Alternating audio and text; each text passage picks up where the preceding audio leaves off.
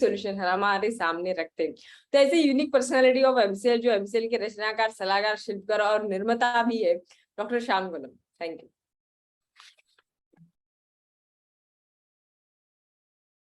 Thank you madam, thank you Mangesh and thank you everyone.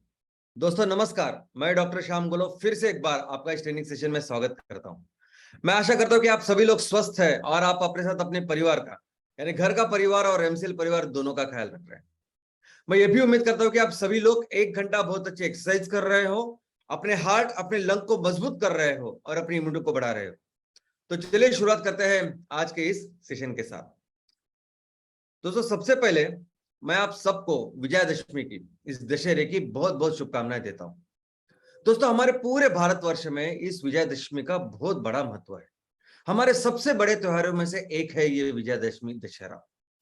इसलिए पूरे भारतवर्ष में नहीं तो आज तो पूरी दुनिया में इसको बहुत बड़ी धूमधाम से मनाया जाता है। अभी इस विजयादशमी को लेकर कई सारी कथाएं हैं। एक कथा है कि कैसे महिषासुर, जो इतना बड़ा दैत्य राक्षस था, जिसने ये वरदान मांगा था कि वो अमर रहे, लेकिन जब उसे पता चला, जब उन्हें ब्रह्मा ने बताया कि नहीं ये तो मुश्किल, ये तो मुमकिन नहीं है, तो उन्होंने कहा कि फिर मुझे ऐसा वरदान दीजिए कि कोई महिला ही मुझे मारेगी। और फिर माँ ने दुर्गा माता का अवतार लिया, 9 दिन उसके साथ युद्ध किया और 10वें दिन यानी इसी दिन उसका वध करके विजय स्थापित किया। ऐसे ही अगर रामायण में हम देखेंगे तो प्रभु श्री राम ने 10 सिरों वाले रावण का अंत करके इस दिन विजय प्राप्त किया था। महाभारत में देखेंगे तो पांडवों ने अपने शस्त्र की पूजा इस दिन की थी और अर्जुन ने भी विजय प्राप्त की थी। तो ये पूरी जो कहानियां है, ये जो उत्सव है, ये किस लिए मनाते हैं हम लोग? ये क्या क्या सोच है इस उत्सव के पीछे? क्या मकसद है? क्या बताना चाहता है? क्या संकल्प होता है इस अवसर पर? तो संकल्प ये होता है कि इस दिन पर हम सभी मिलके बुराई पर अच्छाई की जीत करें। और जरूरी नहीं, ये जब हम कथाएं देखते हैं या इसके बारे में जब सुनते हैं, तो जरूरी नहीं कि वो जो बुराई है वो किसी व्यक्ति में है, वो किसी राक्षस में हो। लेकिन बुराई हो सकती है कि बुराई हमारी सोच में भी हो। बुरा सोचना, गलत सोचना, ये भी एक बुराई है। गलत आचरण करना, ये भी एक बुराई है। हमारे सामने समाज में कई सारी चीजें हैं जो शायद गलत है, जो शायद बुराइयां है, और मिलकर हमें उस सभी बुराइयों का अंत करना चाहिए, यही कहता है ये उत्सव। दोस्तों भारत में कोई भी उत्सव हो, हमेशा ये उत्सव, और कोई भी उत्सव और किसी भी धर्म का हो, हमेशा ये सभी उत्सव, ये सभी चीजें जो हम मनाते हैं वो प्रकृति के अनुसार मनाते हैं, और इनका हमारे एग्रीकल्चर के साथ भी बहुत गहरा रिश्ता है। और वैसे ही है हमारे विजयादशमी के साथ, दशहरा के साथ। ये जो उत्सव है, ये जब मनाते हैं तब उसका मतलब ये होता है कि अभी पूरे भारत नेशन से, भारत राष्ट्र से अभी बारिश जा चुकी है और अभी नया मौसम शुरू होने वाला है, ठंडी का मौसम शुरू होने वाला है। तो ये रही प्रकृति। और एग्रीकल्चर में भी हम देखते हैं कि कैसे इस दिनों में, अभी आने वाले दिनों में रबी का हंगाम शुरू हो जाएगा, और उसके बाद अलग अलग किसान अलग अलग प्रदेशों में अलग अलग तरह की खेती करेंगे। तो इसका और एग्रीकल्चर का भी बहुत गहरा रिश्ता है। लेकिन इस बार जो विजयादशमी का उत्सव त्योहार हुआ, जो हमने मनाया, वो एक ऐतिहासिक ऐसा उत्सव था। दोस्तों इस बार भारत से सभी कोने से एमसीएल के सभी उद्योजक हमारे शक्ति स्थल पर, हमारे मंदिर पर, हमारे कोलाड के साइड पर आए थे।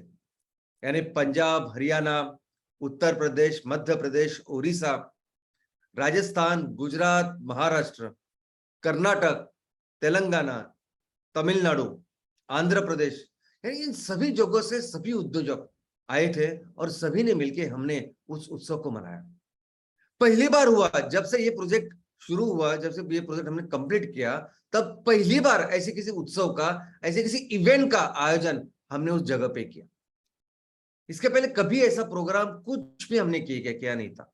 इसके पहले सिर्फ कुछ दिन पहले, अगर आपको याद होगा, तो जुलाई में हमने हमारे सिर्फ जो 12 मेन प्राइम बीडीए है उनके साथ वहां एक विजिट की थी। उसके बाद पहला ऐसा प्रोग्राम हुआ। दोस्तों कभी भी हमने इस साइट के ऊपर कभी किसी मार्केटिंग के लिए कोई प्रोग्राम नहीं किया, कभी ऐसा कोई प्रोग्राम नहीं किया कि जिसकी वजह से इन्वेस्टर्स आए, वो देखे और इसमें निवेश करें, ऐसा कुछ नहीं किया। क्योंकि उसकी जरूरत नहीं है अभी एमसीएल को। जिस तरह से आपने सभी ने मिलके इतनी बड़ी एमसीएल के फैमिली का हमने एक निर्माण किया है, जिस सोच का, जिस बिजनेस मॉडल का हमने फाउंडेशन रखा है, आने वाले दिनों में हमको चुनना होगा कि किसके साथ ये व्यवहार करें, किसके साथ ये बिजनेस करें। बिजनेस पार्टनर हम चुनेंगे। अभी बिजनेस पार्टनर चुनना और ग्राहक चुनना ये अलग बात है।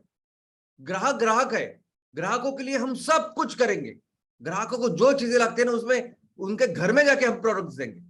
तो ग्राहक अलग चीज है, लेकिन जब जिनके साथ बिजनेस करना हो, जिनको बिजनेस पार्टनर अपॉइंट करना हो, जिनसे पैसे लेने हो, ये सभी ऐसे लोग हैं। मैं हमेशा कहता हूं कि इनके साथ बिजनेस करना है, शादी करने जैसा है। तो हम वैसे ही देखेंगे कि जो इसके काबिलियत रखता हो, जो उस सोच से हमारे साथ जुड़ सकते हैं, ऐसे ही लोगों से हम आने वाले दिनों में उनसे एसोसिएशन करेंगे और बिजनेस को आगे बढ़ाएंगे। अभी एमसीएल की जो स्थापना हुई है, एमसीएल का जो विजन है, एमसीएल का जो मिशन है, वो भी दोस्तों इन कई सारी बुराइयां है आज हमारे समाज में, उसका अंत करने के लिए ही हुई है।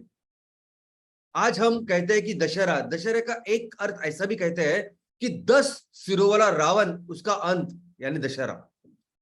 रावण जिसके 10 अलग अलग सिरे हैं, जो अलग अलग 10 बुराई का एक प्रतीक है, उसका अंत यानी दशहरा। दोस्तों एमसीएल के सामने अगर हम देखें, आज हमारे सामने कितनी सारी बुराइयां है। मैं तो कहता हूं कि ये 10 सिरों वाला नहीं, हमें 10 से भी कई ज्यादा बुराइयां है, संकट है, राक्षस है। यानी हम देखते हैं कि हम हमेशा बात करते हैं कि हमारे सामने सबसे बड़ी जो प्रॉब्लम है, जो सबसे बड़ा संकट है या सबसे बड़ा शत्रु राक्षस जो है, वो है ग्लोबल वार्मिंग। दूसरा सबसे बड़ा राक्षस है वो है कैंसर। तीसरा सबसे बड़ा राक्षस है वो है कचरा। लेकिन मैं समझता हूं कि इससे भी आगे, इससे भी ज्यादा ऐसे राक्षस, ऐसी बुराई हमारे सामने है। बेरोजगारी एक राक्षस है, भूख एक राक्षस है, अपने गांव में शिक्षा का नहीं होना एक राक्षस है। अगर हमारे गांव में पीने का पानी पर्याप्त पर्याप्त क्वांटिटी में अवेलेबल नहीं है, तो भी एक बहुत बड़ी बीमारी, बहुत बड़ी बुराई है। बीमारियां है और वहां उसके लिए स्वास्थ्य का ना होना, यह भी एक राक्षस है। अगर हमारे गांव में बिजली नहीं है, वो भी एक राक्षस है। और अगर हमारे किसानों को अच्छा इनकम नहीं मिल रहा है, इतना सब कुछ होते हुए भी, तो भी एक बहुत बड़ा राक्षस हमारे सामने है। और ऐसे कई सारे राक्षस, कई सारी बुराइयां हैं, जिनका अंत हमें सबको मिलके हमारे इस बिजनेस के माध्यम से करना है। लेकिन ये जब हम बात करते हैं इन राक्षसों की, इन बुराइयों की, ये हमारे सामने जो अभी चुनौती है उनकी, तो शायद हम अपने देश के बारे में, अपने गांव के बारे में सोचते हैं। लेकिन दोस्तों क्या आपको पता है कि ये सब कौन सा सबसे बड़ा संकट है, कौन सा सबसे बड़ा चैलेंज या राक्षस आज पूरी दुनिया में मंडरा रहा है और जो पूरी दुनिया को खत्म कर रहा है? यानी आपको शायद पता नहीं कि हमारी इस माँ ने करोड़ों सालों से इतने सारे जीव जंतु वनस्पति इनका ख्याल रखा है, और इनका हर चीज का, यानी चींटी से लेके हाथी तक हर चीज की अपनी एक व्यवस्था बनाई है इस माँ ने इतने करोड़ों सालों से। हम लोग इस तरह से इसको बर्बाद किया है, इस राक्षस ने इस तरह से इसको बर्बाद किया गया। अभी मैं आपसे बात कर रहा हूं, ये प्रेजेंटेशन दे रहा हूं, तो इस समय में भी कुछ कुछ वनस्पति, कुछ जीव हमेशा के लिए हमारी इस धरती पर से लुप्त हो जाएंगे, विलुप्त हो जाएंगे। इस तरह से ये राक्षस हो रहा है। और हर दिन इस राक्षस की वजह से कहीं बाढ़ आ रही है, कहीं सूखा पड़ रहा है, कभी जंगल को आग लग रही है, न जाने क्या क्या हो रहा है। आज जब हम लोग एमसीएल में, जब हमारी विजन मिशन की बात करते हैं, हमने यहाँ पे एक लक्ष्य रखा है कि हमें हर तहसील को एक सुजलाम सुफलाम राज्य बनाना है। और वो कैसे करेंगे, ये भी हमने सोच के रखा है कि हमारा टारगेट क्या है कि 3000 करोड़ का माल तैयार करना और उसको बेचना है। और वो कैसे करेंगे, कौन से वो सेक्टर रहेंगे जिनको डेवलप करेंगे? तो ऑयल एंड गैस का सेक्टर है, एनर्जी का सेक्टर है। दूसरा सेक्टर है हमारा फूड का, ऑर्गेनिक फूड का। तीसरा सेक्टर है इको फ्रेंडली प्रोडक्ट्स का। लेकिन दोस्तों जब हम लोग एक काम कर रहे हैं, तो इसमें सबसे प्राथमिकता किसको देनी चाहिए? आज अगर जिस घर में हम लोग रह रहे हैं, उस घर को ही आग लग रही है, वो घर अगर जल रहा है, तो सबसे बड़ी प्राथमिकता यह है कि हमें इस जलते हुए घर को पहले शांत करना होगा। अगर हमें बिजनेस करना, तो सबसे पहला बिजनेस, सबसे पहली चीज वो करनी होगी कि जिसकी वजह से ये पूरा जो जल रहा है, इसको बंद करना होगा। ये जो विनाश हो रहा है, उसको रोकना होगा। और दोस्तों ये जो ग्लोबल वार्मिंग है, ये जो संकट का नाम है, मुझे लगता है आप सभी लोग अभी इसके बारे में बहुत अच्छी तरह से जानते हैं। आपने बहुत कुछ इसके बारे में पढ़ा होगा, और आप तो आज की तारीख में आप दुनिया को बता रहे हैं, आप लोगों को जागरूक कर रहे हैं, अवेयर कर रहे हैं कि कितना बड़ा संकट आज हमारे सामने है। तो ग्लोबल वार्मिंग के बारे में आप ऑलमोस्ट सब कुछ जानते हैं। ये किस तरह से इस पृथ्वी का तापमान बढ़ रहा है, और ये बढ़ रहा है, ये तप्त वायु, ये गर्म वायु जो हम लोग छोड़ रहे हैं हवा में, उसकी वजह से। और क्या आपको पता है कि जितने भी वायु जिसकी वजह से ये तापमान बढ़ रहा है, ये पूरी दुनिया गर्म हो रही है, नंबर 1 जो वायु है जिसकी वजह से ये हो रहा है वो है कार्बन डाइऑक्साइड। 85%, 82 to 85% ये जो गर्मी बढ़ रही वो बढ़ रही है कार्बन डाइऑक्साइड की वजह से। और बाकी के जो 15% है उसमें फिर मीथेन आता है, क्लोरोफ्लोरोकार्बन आता है, और बाकी सब चीजें आती है। तो सबसे बड़ा ये जो धुआं है, ये जो गैस है, वो है कार्बन डाइऑक्साइड। और तो क्या आपको पता है कि किसकी वजह से कार्बन डाइऑक्साइड होता है? यस, हम लोग हमेशा बात करते हैं कि ये सब कुछ हो रहा है फॉसिल फ्यूल की वजह से।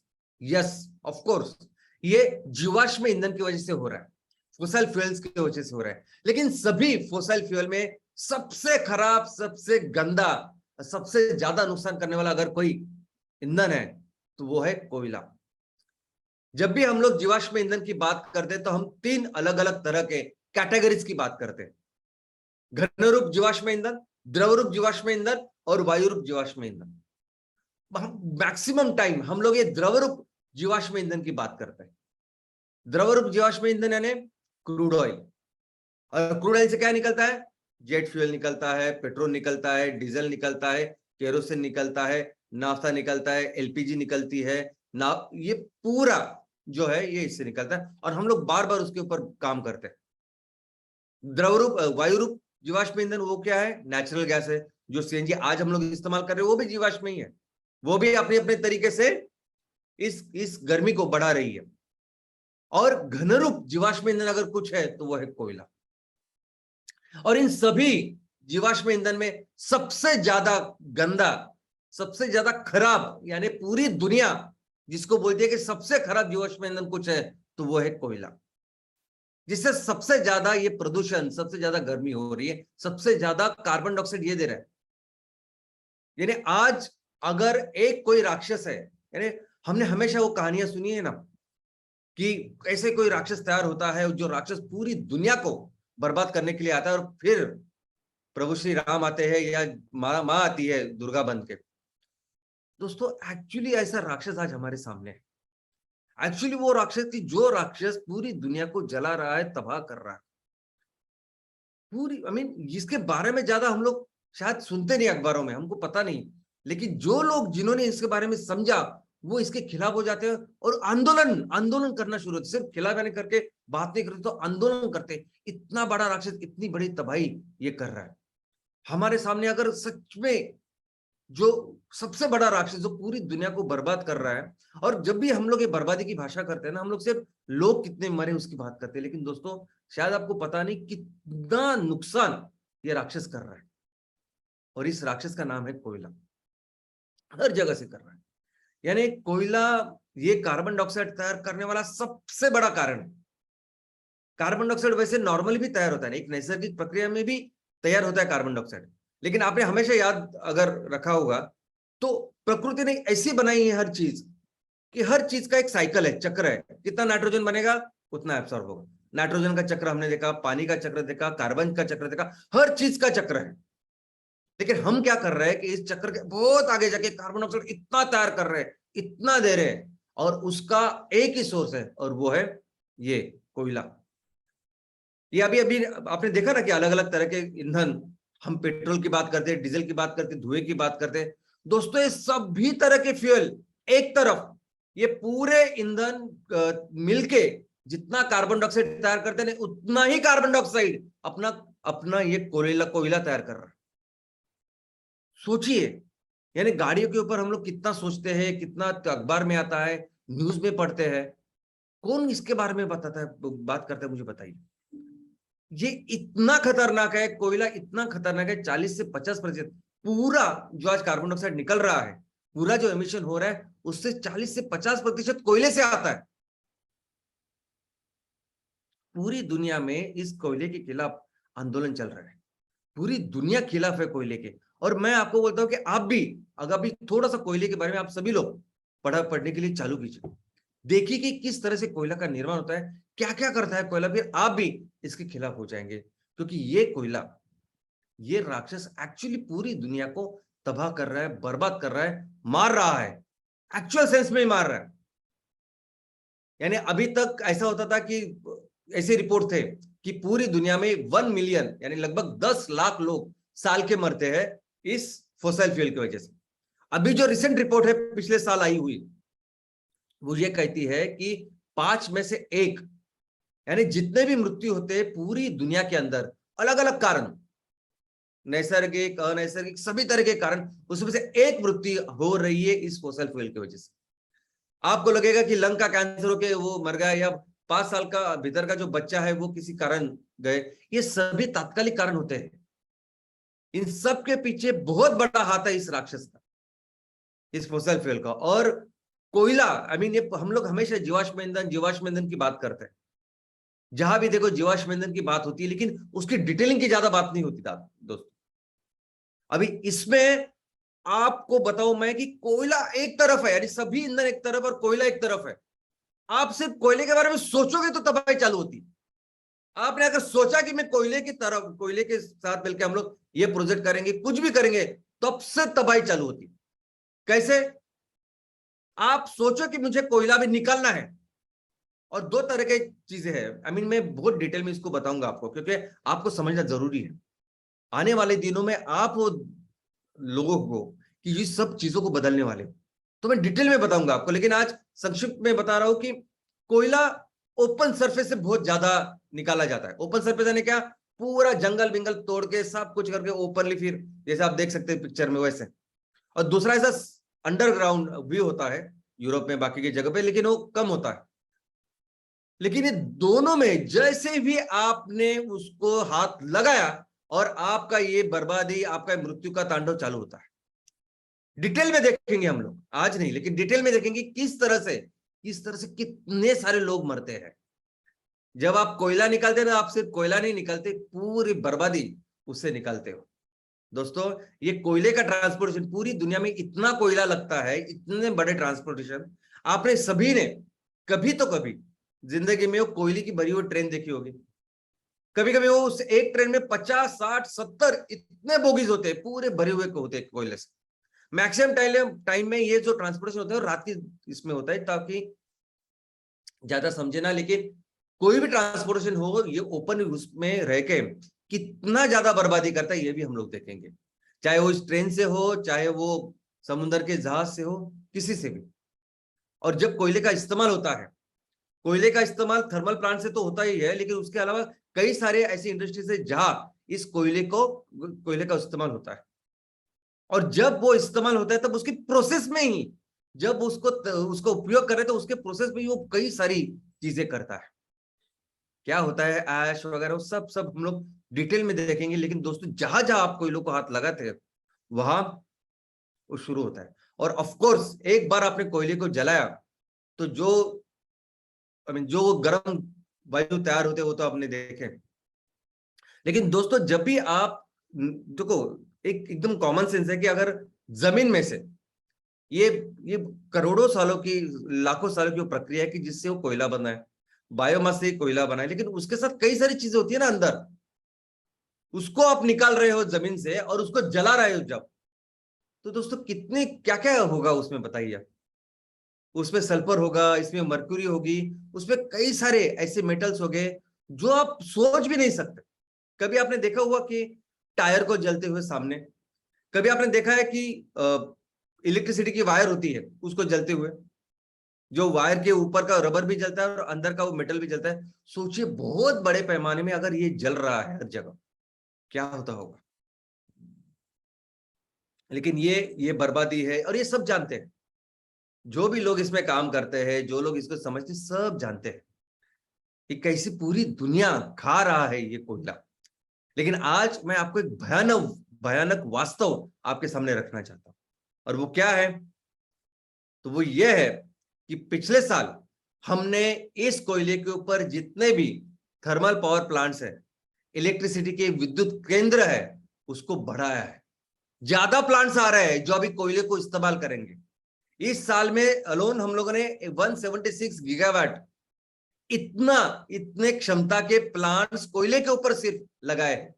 अगर आपको लगता होगा कि रिन्यूएबल में बहुत कुछ चल रहा है, बहुत सारी कंपनियां काम कर रही है, इतना धंधा हो रहा है, उतना सब कुछ हो रहा है, ये एक तरफ, आप इसको देखिए, ये इतना बड़ा है, स्केल इतना बड़ा है और कोई इसके बारे में बात ही नहीं कर रहा।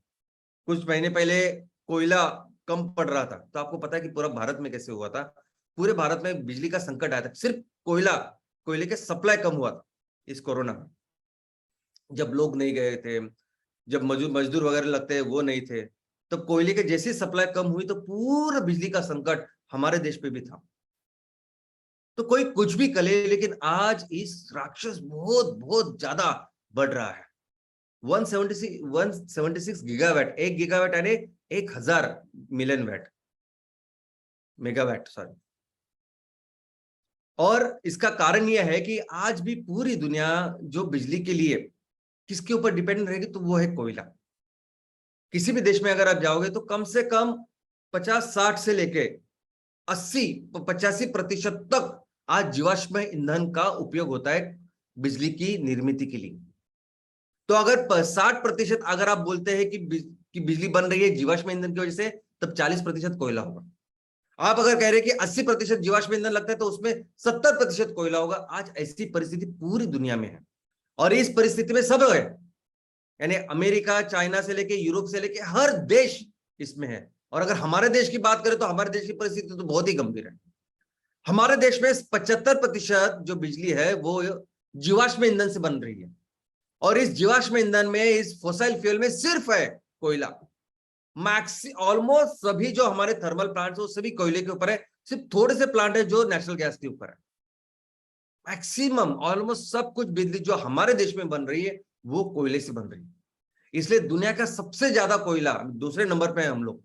10% कोयला दुनिया का जो इस्तेमाल होता है वो भारत में इस्तेमाल होता है। अगर पूरी दुनिया में ये एंटी कोल है, पूरी दुनिया में आंदोलन है, हमारे देश में कभी सिर्फ उसके लिए मुझे सेपरेट एक सेशन लेना पड़ेगा कि किस तरह से हमारे देश में कितने सारे आंदोलन चल रहे हैं सिर्फ और सिर्फ कोयले के ऊपर। आसाम में क्या हो रहा है, उड़ीसा में क्या हो रहा है, छत्तीसगढ़ में, झारखंड में क्या हो रहा है, महाराष्ट्र में क्या हो रहा है, हर जगह मैं आपको बता सकता हूँ कि किस तरह से लोग जो जानते हैं, जो समझते, जो जिनके सामने सब कुछ हो रहा है। हमको तो 1 घंटा भी अगर बिजली गई तो हम लोग को लगता है बाप रे क्या होगा। अभी दिन में भी बिजली गई तो भी हम लोग सहन नहीं कर सकते, आज ऐसी परिस्थिति। और तो एक जगह ऐसी परिस्थिति तो हम लोग बस कुछ देखते नहीं, लेकिन जिसकी वजह से आज बिजली बन रही है, ये बहुत बड़ा प्रॉब्लम, बहुत बड़ा संकट सबके सामने है। और ये कोल अगर आप देखोगे तो ये 2018 की फिगर है, क्योंकि 2021 के ऐसा चार्ट मुझे मिला नहीं। 2018 में हमने, भारत ने 36,000 मेगावाट से भी ज्यादा ऐसे प्लांट सिर्फ कोयले के ऊपर लगा। चाइना तो बहुत आ गए, हमसे 3-4 गुना है, जो इतना ज्यादा कोयले का इस्तेमाल करता है। लेकिन अगर इसमें देखोगे तो सभी है, जापान से लेके सभी देश इसमें है जिनको जरूरत है आज इलेक्ट्रिसिटी की। और कोई कोई कोई दूसरा ऑप्शन ही नहीं है। मैं आपको बोलता हूं, अगर कोई कहे कि nuclear is the best clean energy वगैरह, न्यूक्लियर 1 सेकंड में सब कुछ तबाह कर सकता है, हमको सबको पता है। इसलिए न्यूक्लियर को आज कोई हाथ नहीं लगाता और दूसरा ऑप्शन ही नहीं है। सब लोग, सब दुनिया चाहती है कि कोयला नहीं चाहिए, हम नहीं इस्तेमाल करना चाहिए, लेकिन दूसरा ऑप्शन ही नहीं इसके सामने। भारत की बात करें तो ऑलमोस्ट 80% हमारे जो प्लांट है, जो नए अभी आ रहे हैं, वो ऐसी जगह पे आ रहे हैं कि जहां पानी की ऑलरेडी कमी है। मैं आपको बताऊंगा आने वाले दिनों में कि कोयले के जो प्लांट होते हैं वहां पानी लगता है बहुत, तो वहां ऑलरेडी पानी लगता है। और आप ऐसी जगह पे हम लोग उसको अभी खड़ा कर रहे हैं कि जहां ऑलरेडी लोगों के लिए पानी कमी, खेती के लिए पानी कम। और सबसे अभी अस्वस्थ करने वाली चीज ऐसी है कि ये जो प्लांट लग रहे हैं उसमें से एक प्रमुख महाराष्ट्र भी है कि जिसमें प्लांट्स आ रहे हैं। और ये प्लांट्स कहाँ आ रहे हैं मैं आपको बोलता हूँ, ये प्लांट्स उस प्रदेश में आ रहे हैं जहां किसानों की मैक्सिमम आत्महत्या हो रही, सुसाइड्स हो रहे हैं। यानी एक तरफ किसान वहां सुसाइड कर रहे हैं और वहां हम लोग ये ऐसे प्लांट, कोयले के प्लांट ला रहे हैं। तो ये रहा प्रॉब्लम ये रहा दुनिया का प्रॉब्लम, देश का प्रॉब्लम, हमारे राज्यों का प्रॉब्लम हमने देखा, लेकिन इस प्रॉब्लम को क्या आप देख रहे हैं कितनी बड़ी अपॉर्चुनिटी हमारे सामने है। आज पूरी दुनिया अगर जल रही है और कोई भी कंपनी काम नहीं कर रही, इसमें मैं आपको बोलता हूं कोई भी कंपनी, एक सिंगल कंपनी सोच नहीं रही जो हम लोग सोच रहे हैं। कोई भी दुनिया की कोई भी ऑर्गेनाइजेशन, दुनिया की कोई कंपनी, कोई संगठन वो नहीं कर सकता जो हम लोग कर सकते हैं। लाखों हजारों संगठन आपको देखेंगे जो बैन कोल, एंटी कोल, कोयले के खिलाफ आज आंदोलन कर रहे हैं और वो दिन रात आंदोलन कर रहे हैं, हर जगह आंदोलन कर रहे हैं, लेकिन वो सब करके वो कुछ नहीं कर सकते जितना एमसीएल कर सकता है।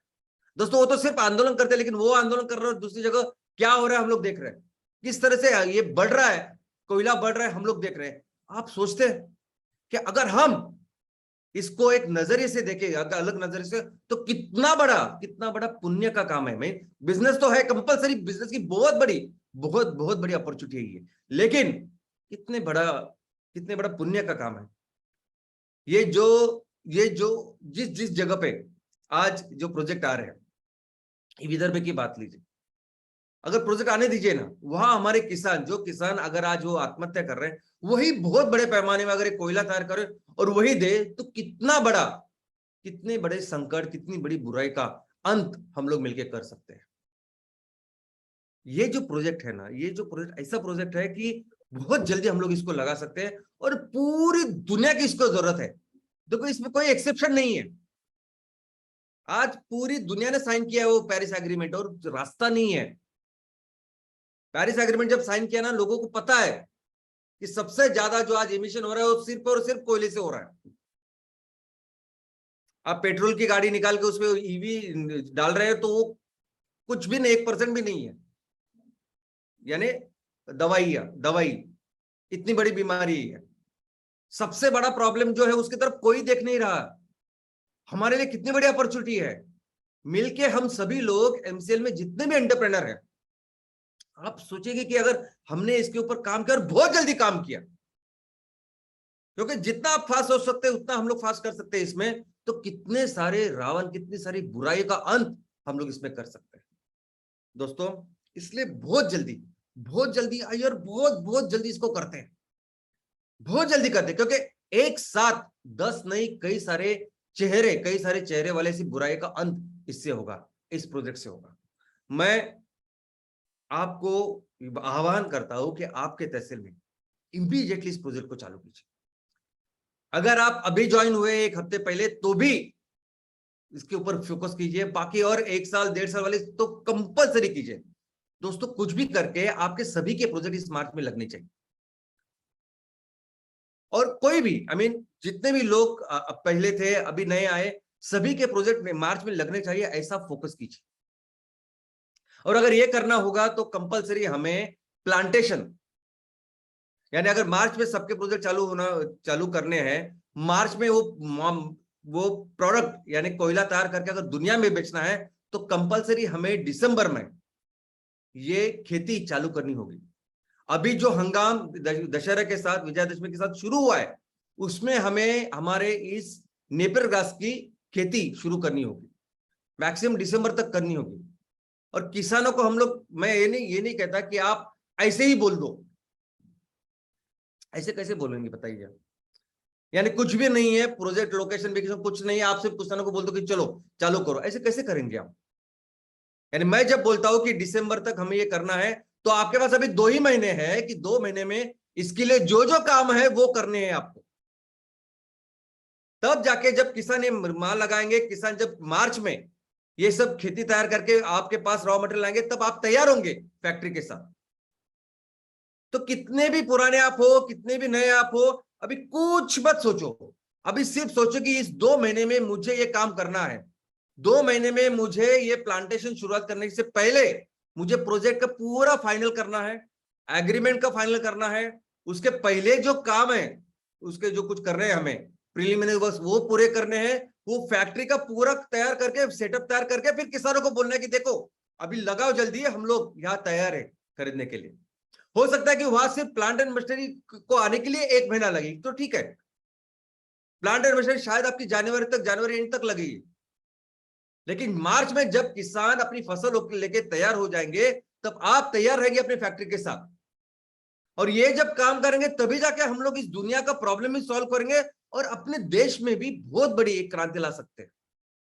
दोस्तों, अभी आप, मेरी विनती है कि इवोल्यूशन रिवोल्यूशन बिगन्स के हिसाब से अभी आज 7वां एपिसोड है, सॉरी 8वां एपिसोड है, तो अभी ऑलमोस्ट 2 महीने हमारे हो गए। कुछ लोग बहुत अच्छा काम कर रहे हैं, इस हफ्ते आप देखोगे तो इसके रिजल्ट आपको दिखाई देंगे। और मैं अभी ज्यादा इसके बारे में बात नहीं करना चाहूंगा।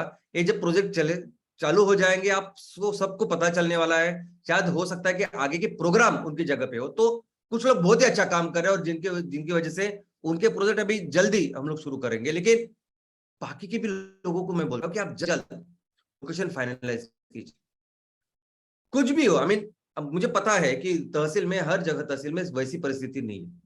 जो भी ऑप्शन अवेलेबल है, जैसे भी होता है, इलेक्ट्रिसिटी तो कंपलसरी है, एनए कंपलसरी, क्योंकि अगर आप अच्छा भी करने के लिए जाओगे तो वहां सामने वालों को पता नहीं होता कभी कभी कि तो आप क्या कर रहे हैं। कुछ दुश्मन आपके हो सकते हैं, वो बोल सकता है कि एनए नहीं है, तो एनए की लैंड हो।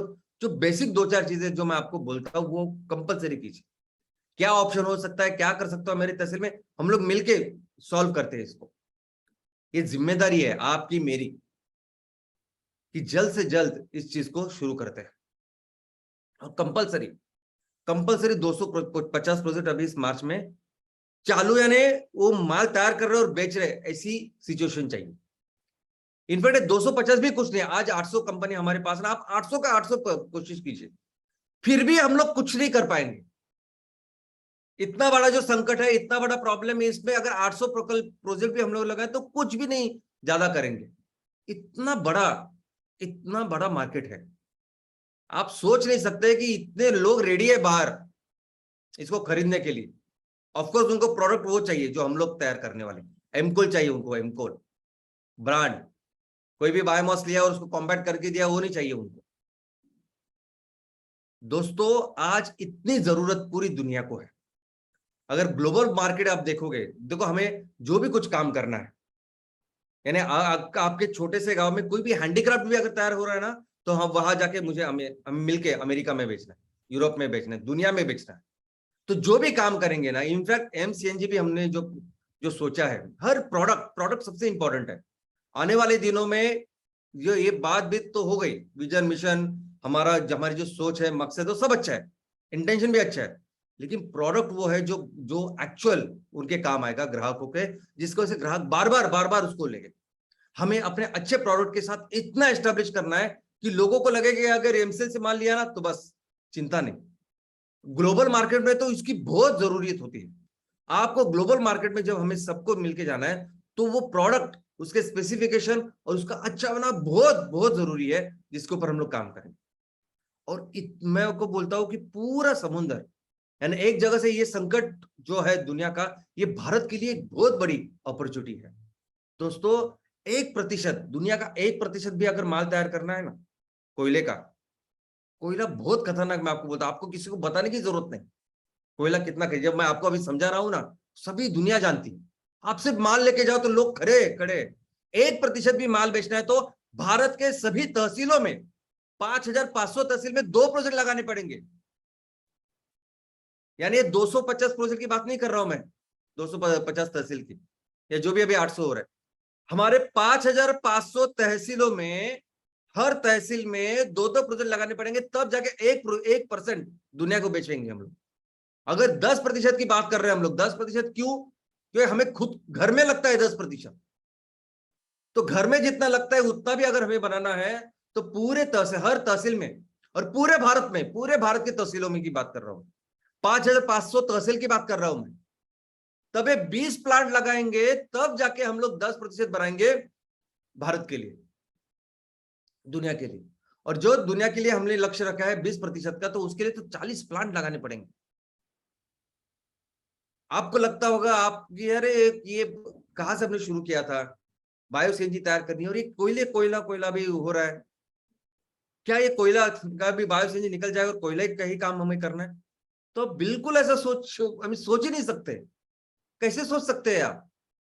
हमारे जो 3 सेक्टर है उनकी जड़ है बायोफ्यूल स्टेट प्रोजेक्ट। ईंधन जब तैयार करके बेचना है, सभी पेट्रोल डीजल सभी कुकिंग गैस से लेकर सब कुछ रिप्लेस करना है हमारे तहसील में, तो उसके लिए चाहिए ना वो प्रोजेक्ट, मीथेन तैयार करना पड़ेगा, सीएनजी तैयार करनी पड़ेगी, उस गैस से बिजली बनेगी। हर तरह का ईंधन जो आज की तारीख में तहसील में लगता है वो उससे बनेगा, कोयले से नहीं। तो वो कंपलसरी है, कंपलसरी ऑर्गेनिक फर्टिलाइजर। यानी हम तो ऑर्गेनिक सॉइल कंडीशन की बात कर रहे हैं। कितनी भी खराब जमीन हो, ऐसे बोलते हैं ना कि आदमी कुछ नहीं कर सकता इसमें खून ही नहीं है, तो जमीन के लिए मिट्टी के लिए होता है वो कार्बन। अगर उसमें कार्बन ही नहीं तो कुछ नहीं है, उस जमीन में कुछ ताकत ही नहीं है, ऐसा समझिए आप। तो ऐसे जमीन में अगर 25-30% जिसमें कार्बन हो ऐसी चीज हम डालेंगे तो उस मिट्टी को उपजाऊ करेंगे, 100% ऑर्गेनिक करेंगे। उससे फिर चालू होगा वो अध्याय, वो कहानी ऑर्गेनिक फार्मिंग की, ऑर्गेनिक प्रोडक्ट की, उसको पूरी दुनिया में बेचने की। इससे निकलेगा कार्बन डाइऑक्साइड, जिससे हम लोग मिथेनॉल बनाएंगे, और मिथेनॉल से फिर वो सब चीजें बनेगी जो आज प्लास्टिक, रबर या इस पेट्रोकेमिकल से बनती है। तो बायोफ्यूल स्टेट प्रोजेक्ट वो प्रोजेक्ट है कि जो हमें अपने हर तहसील में 3,000 करोड़ का माल तैयार करने में मदद करेंगे, जिनके वजह से 3,000 करोड़ का रेवेन्यू तैयार होगा। वो बेसिक प्रोजेक्ट है, और उसके साथ ही ये प्रोजेक्ट अभी चालू करेंगे कोल के साथ, लेकिन क्योंकि बहुत फास्ट हम लोग इसको कर सकते हैं, बहुत फास्ट दुनिया में एक बहुत बड़ी कंपनी करके एक बहुत बड़ा ऑर्गेनाइजेशन जो दुनिया के लिए, दुनिया बचाने के लिए काम कर रहा है, ऐसे हम लोग आगे आ सकते हैं। बहुत फास्ट किसानों को अच्छे इनकम, अच्छा पैसा हम लोग कमा के दे सकते हैं। लेकिन हर ग्राम पंचायत की बात करें ना, हमारा पोटेंशियल इतना है, हर ग्राम पंचायत में अगर हम देखेंगे तो हर ग्राम पंचायत में आज सीएनजी का और कोल का प्रोजेक्ट लग सकता है। इतना कुछ कुदरत ने दिया है, इतनी जमीन हमारे पास है, इतना पानी और इतना सब कुछ हमारे पास। दोस्तों, एक कोयले का प्रोजेक्ट क्या करेगा ये आप नहीं समझते, नहीं जानते अभी तक। यानी सिर्फ एक जब कोयले का प्रोजेक्ट लगेगा तो हम तहसील के लिए 25 से 30 लाख रुपए तहसील के लिए तैयार करेंगे, शायद उससे ज्यादा। दोस्तों, पूरी दुनिया में कोई ऐसा ऑर्गेनाइजेशन नहीं है, कोई संगठन, कोई कंपनी नहीं है जो ये बोलती है कि हम लोग प्रोजेक्ट लगाएंगे, बिजनेस करेंगे, किसानों को उनका इनकम देंगे, जो हमारे साथ काम कर रहे हैं उनको इनकम देंगे, उनको सब पैसा कमा के देंगे, जो इन्वेस्टर जिन्होंने पैसा डाला है उनको उनका पैसा देंगे, और हमारे पास थोड़ा ही रख के पूरा पैसा हम लोग समाज को देंगे। यानी किसानों को अच्छा इनकम, बेरोजगार, एम्प्लॉयमेंट, बाकी सब चीजें तो है ही जो हमारे प्रोजेक्ट से आने वाली है। उसके अलावा जो कुछ अपने पास रहेगा, जो बचेगा, वो पूरा दे देंगे हम लोग। कौन करेगा ये बताइए? एक अगर प्रोजेक्ट 25-30 लाख रुपए जब तहसील के लिए बनाएगा तो सोचिए किस तरह से 40-50 कोल के प्रोजेक्ट, 40-50 हमारे सीएनजी के प्रोजेक्ट जो हमें कर रहे हैं, क्या करेंगे ये? मैं जब कहता हूं कि सुजलाम सुफलाम राज्य तैयार करना है, दोस्तों इस पे ये बहुत ही कॉन्क्रीट ऐसा प्लान है। ये देखते देखते जब कोल में इतना बड़ा हम लोग काम करेंगे, आप समझ जाएंगे कैसी अपॉर्चुनिटी बढ़ रही है और किस तरह से हम अपने आप को हर दिन बेहतर बेहतर बेहतर करते जा रहे हैं। जब इतने सारे प्रोजेक्ट लगेंगे तो कौन सी ऐसी चीज रहेगी, आप बताओ, आपकी तहसील में, जिसके लिए हमें किसी दूसरे की तरफ देखना पड़ेगा? बिल्कुल नहीं। फिर आप वो मंदिरों को सजा सकते हो अपने सोने से, अपने जो कुछ हमने किया इतने साल, इतना सारा पैसा, इतने सारे मंदिर, इतनी सारी सब कुछ, हर चीज में, हर चीज में प्रगति। साइंस टेक्नोलॉजी में भारत का हाथ ही नहीं पकड़ सकता। जब हम लोग इतने आगे थे, पूरी दुनिया बहुत पीछे थी इन सब चीजों में।